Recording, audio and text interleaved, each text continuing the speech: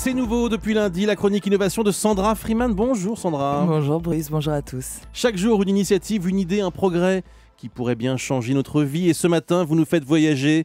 Nous partons à 10 000 km d'ici, en Amérique du Sud, dans la petite ville d'Altinopolis, pour nous parler d'une nouvelle façon d'éduquer dans les écoles, tout simplement. C'est au Brésil, Ouais. Une petite ville de 15 000 habitants dans l'état de Sao Paulo, où a été mis en place il y a quelques années une nouvelle forme d'éducation avec des techniques simples, mais très très innovantes. Alors c'est vrai que ça nous intéresse d'autant plus qu'on est ici en France dans une crise de confiance face à l'école, qui est en plein chantier de refondation.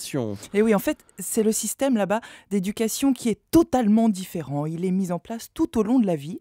Les élèves vont en cours, c'est normal, mais les professeurs aussi, en formation continue. Quant aux parents, ils restent sans cesse impliqués dans la composition des programmes.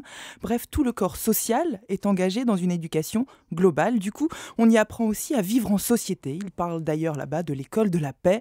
Et ce ne sont pas que des mots, c'est clairement intégré dans le rythme de la journée. Par exemple, Bruce, avant d'accueillir les enfants, les enseignants se préparent par un travail de méditation. Autre exemple, ils ont une échelle d'humeur pour signaler comment ils se sentent le matin, heureux, fatigués.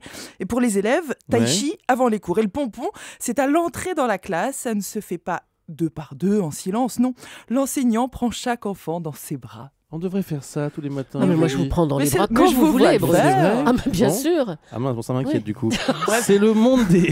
Bon, c'est un peu le monde des bisounours ou il y a vraiment... je sais pas, qu'est-ce qu'il y a d'autre au niveau de l'enseignement par exemple et du programme?